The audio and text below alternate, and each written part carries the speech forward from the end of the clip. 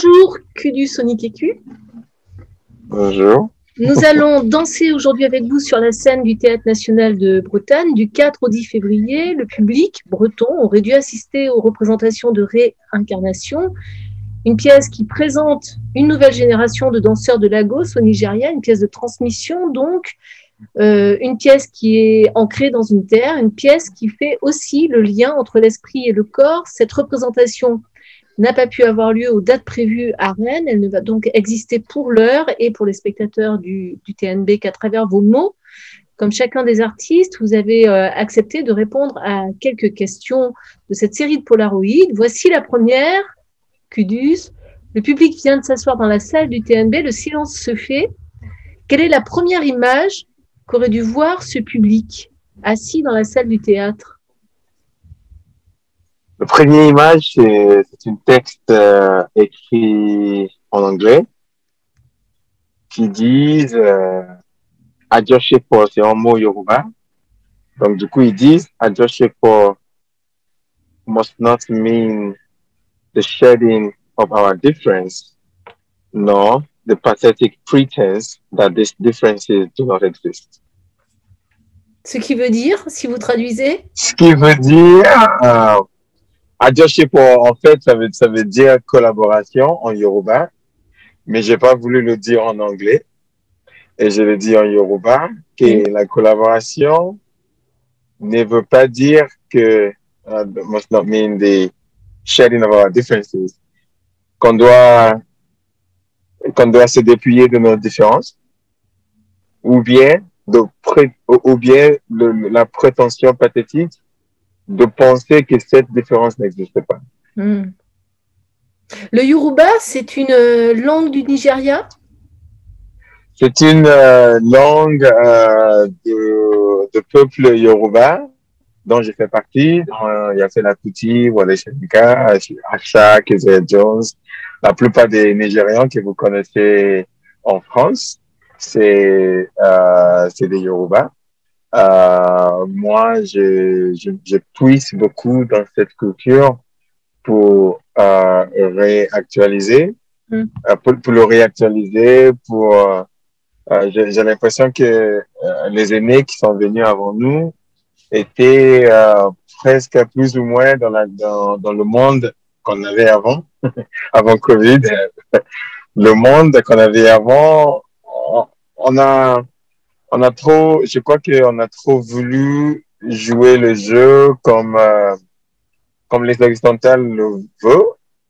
Donc, du coup, on n'a pas vraiment la capacité et la possibilité de voir la culture yoruba en tant que telle, sans la traduction, sans la réinterpréter pour une autre public ou des trucs comme ça, mais de lui donner la possibilité d'exister en tant que tel dans son propre espace et de l'imaginer comme le centre du monde.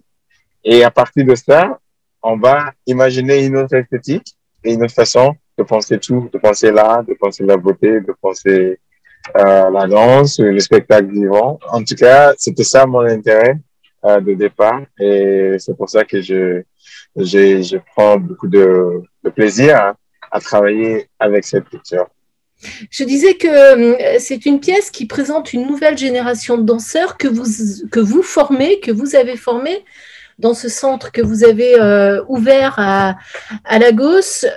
Qu'est-ce qui qualifie ces danseurs? Qu'est-ce que vous diriez d'eux? J'aime même pas utiliser le mot formé. Oui. J'utilise souvent le mot informé.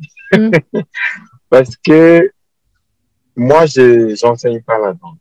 Je sais pas comment enseigner la danse aux gens. Parce que je suis persuadé que tous les êtres humains, ils ont déjà la capacité de la danse dès leur naissance. Parce que le corps était le premier forme d'expression, c'était corporel du bébé dès le début, dès le premier jour. J'ai vu ça avec mes enfants.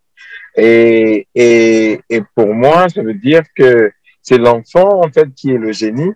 Et c'est la formation, en fait, qui enlève la génie de l'enfant.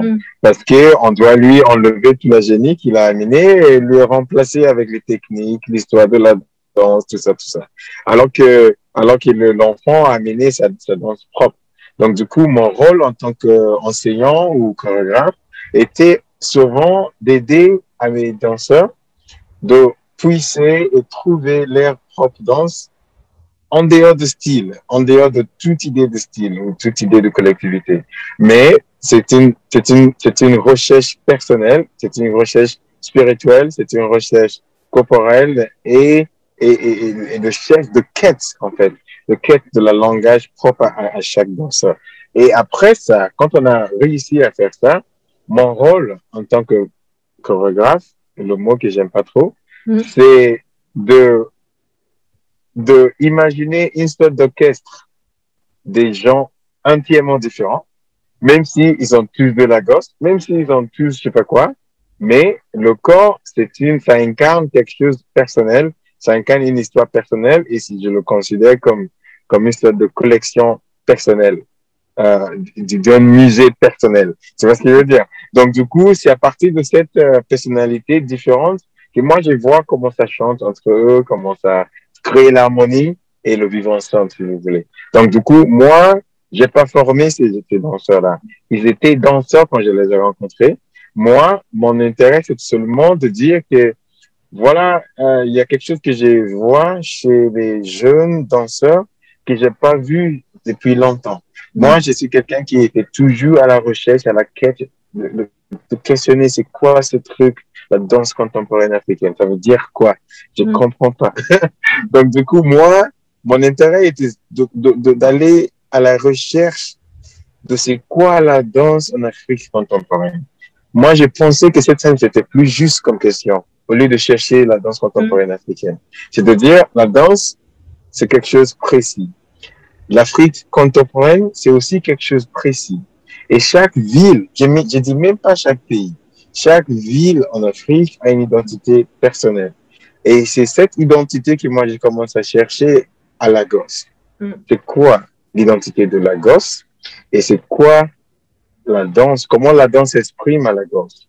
Et quand on parle de contemporaine, moi, la différence, là où il y a la différence entre la danse contemporaine ici, sur le continent africain, et ailleurs, c'est la différence de la questionnement ou de la compréhension de ce qu'on appelle le temps. Si le mot contemporain vient du temps, ça veut dire avec temps. Contemporaine, là où il y a la vraie différence, c'est pas dans le style, c'est pas dans l'esthétique. En fait, c'est dans la compréhension de ce qu'est le temps.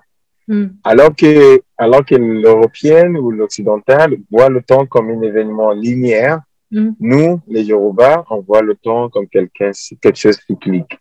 Ça veut dire qu'il n'y a pas de fin, il n'y a pas de début. On ne peut pas dire à partir d'où ça commence le passé et où est-ce que se situe le présent, où va le futur. On ne peut pas le regarder comme ça.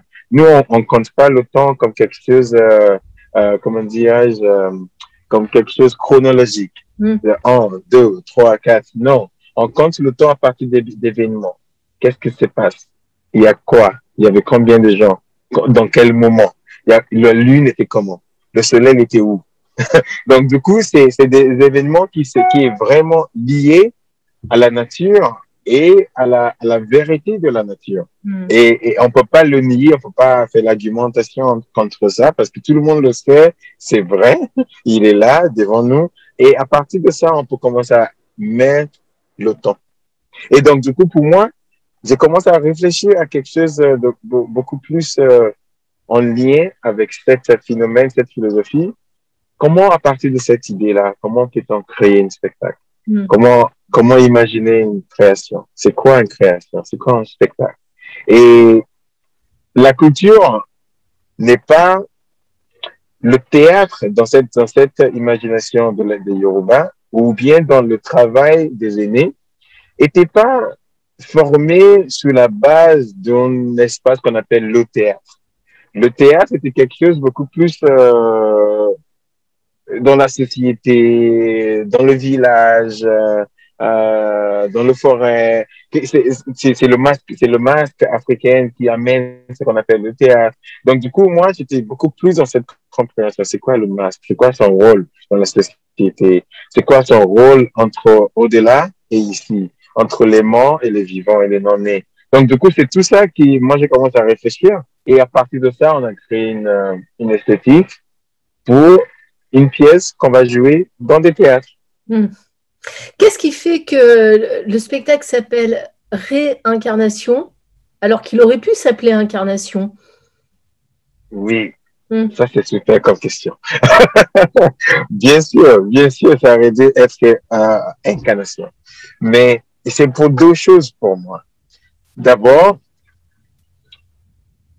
le concept de réincarnation, comme on le connaît tous, ce qu'on appelle réincarnation, c'est à la base de toute philosophie yoruba, ce qui veut dire que la mort n'est pas la fin, qui est aussi quelque chose qui nous sépare du concept occidental. C'est pas, il y a pas de linéarité dans notre voyage de vie. La naissance n'est pas le début et la mort n'est pas la fin. C'est une continuation, ce qu'on appelle aussi le temps. Donc le temps, les Yoruba croient que l'espace existe en trois niveaux. Espace des vivants, espace des ancêtres et aussi espace des esprits, qui est celle des enfants non-nés. Et ces trois espaces-là existent en même temps. Il n'y a pas le passé ni le futur. C'est comme toi, tu existes maintenant en France et moi, je suis ici maintenant au Nigeria, mais on a la capacité de communiquer entre nous.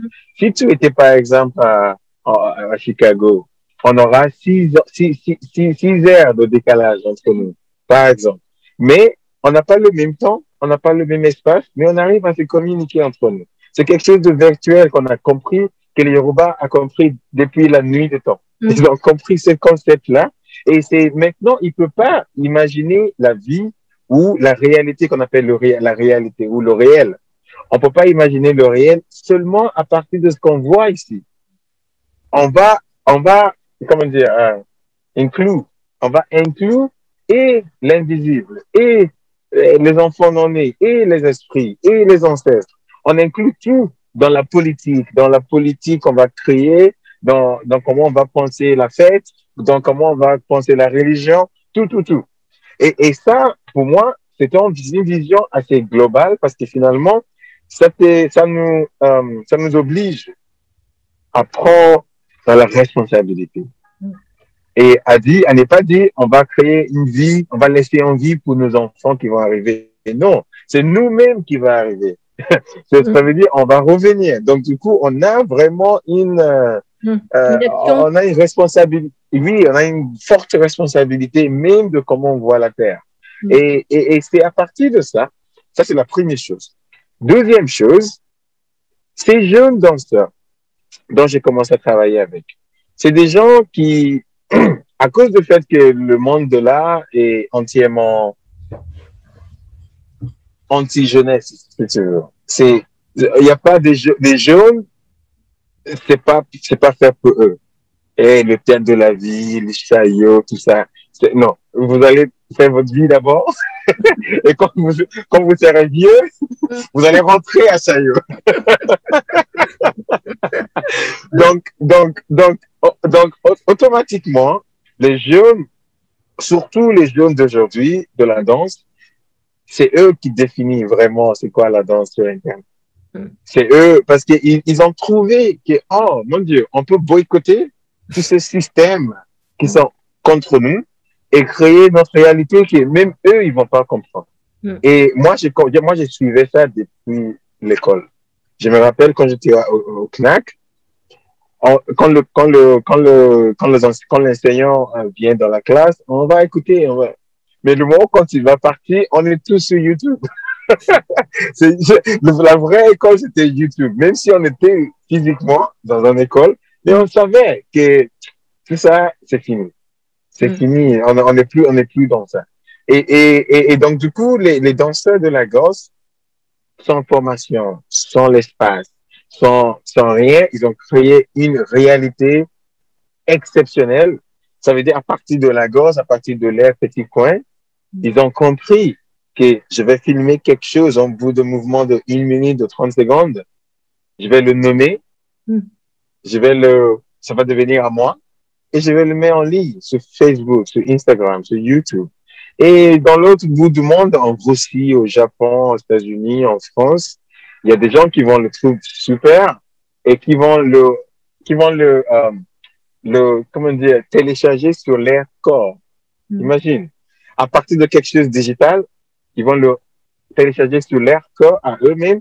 Et c'est comme ça, le monde Afrobeat a été créé vraiment comme ça. Ça veut dire, à partir de n'importe quel coin d'ici au Nigeria ou à Lagos ou au Ghana, les gens commencent à créer un phénomène mondial à partir de la musique nigériane et la danse afro. Et quand j'ai vu ça, j'étais, wow. Non, moi, j'étais vraiment like, wow. Parce que, à part le fait qu'ils font ça très, très bien, quand j'ai regardé très, très close, comment dire, comment dire. Très proche. Oui, quand je regarde ça en zoom, j'ai vu toute l'histoire de la danse africaine reproduit automatiquement chez eux, sans aucune information, sans aucune conscience de ça. Donc, du coup, mon rôle, c'est de dire, OK, ce truc de réincarnation, ça m'intéresse. Ça veut dire, c'est quoi? Qu'est-ce qui fait que ça s'est reproduit comme quelque chose de spécifique et clair, sans ambiguïté, dans leur corps? Mais, consciemment, ils sont pas au courant de rien de ça. Et c'était ça mon intérêt, c'est de dire, il doit y avoir quelque chose il doit y avoir une raison pour laquelle on arrive à reproduire, même avec toute la violence, avec toute la violence dans l'histoire, avec toute la colonisation, l'esclavage et tout, le corps a cette capacité de se réinventer et de réincarner tous les savoirs passés. Et quelque chose de la nuit des temps. Je parle pas de 50 ans ou de 100 ans. Quelque chose ancien. Quand on le voit, comment ça bouge, on voit quelque chose vraiment, vraiment ancien. Et en même temps, c'est une danse urbaine. Et c'est ça qui m'a vraiment plu. Et c'est ça qui m'a plu chez eux. Donc, du coup, moi, en tant que Kudus, qui a fait le voyage dans le monde entier et tout, qui a une sorte de suivi, je me suis dit, OK, je vais amener toute cette reconnaissance, toute cette, comment on dit, network, réseau, toute cette coproducteurs qui sont derrière moi. Je vais amener ça envers ces jeunes et eux, ils vont amener toute cette esthétique qui est incroyable et on va mélanger les deux et on va créer quelque chose de nouveau. Nouveau pour moi, nouveau pour eux. Et nouveau pour nous. Et j'ai une dernière question, Kudus. Dernière question, quand est-ce qu'on est vieux? Quand est-ce qu'on arrête d'être jeune? Ça, c'est super comme question. En tout cas, il y a quelque chose de clair au niveau de l'âge. On parle pas, sans parler même de la vieillesse ou la jeunesse. Quand on est rentré au Nigeria, c'était clair pour moi que on va travailler qu'avec des jeunes. Parce que Nigeria, c'est un pays avec 65% de sa population moins de 25 ans. L'âge des gens qui dirigent le pays, ils étaient 5% de la population. Donc moi, j'ai dit, mon Dieu. Et quand on parle de 65% au Nigeria, on parle de presque 130 millions de personnes. C'est toute l'Afrique de l'Ouest. Qui est des jeunes. Ici, il y a 33% des, comment dire, unemployment. Les gens sont sans boulot. 33% de la population, les gens sans boulot. Je parle pas du Bénin de 6 millions de personnes. Je parle du Nigeria de 200 millions de personnes. C'est des numéros, comment dire, c'est des chiffres assez, quand je suis arrivé ici, je le voyais tout de suite. Que, mon Dieu, ça c'est un problème, mais en même temps, ça peut être une opportunité.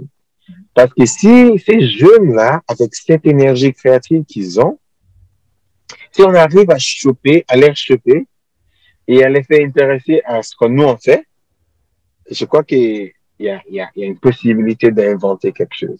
Et c'était exactement ce qu'on a fait.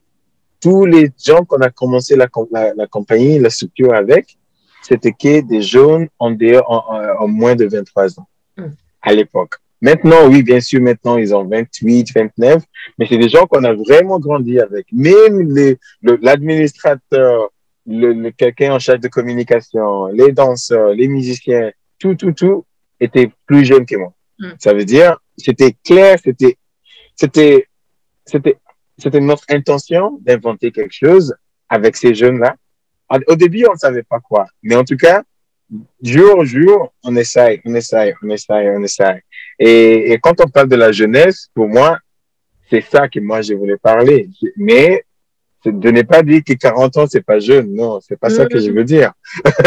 Mais en tout cas, au niveau de démographie, c'était moins de 25 ans qui nous intéressait. Merci beaucoup, Kudus Onikeki. Ça aurait été vraiment dommage de pas vous voir dans cette série de Polaroid et de pas partir avec cette sorte de cosmos totalement sidérant que vous faites apparaître pour nous. C'est absolument formidable. Je rappelle que le spectacle qui se trouvait à la page 50 du programme du Théâtre National de Bretagne vient de sortir de ces pages pour rebondir dans vos mots. Il a même rebondi bien au-delà de vos mots. J'espère qu'on le verra d'une manière ou d'une autre, que ce soit à Chaillot ou au Théâtre National de Bretagne. J'espère au Théâtre National de Bretagne. Et travaillez bien, Kudus. Merci beaucoup, Joël. Merci.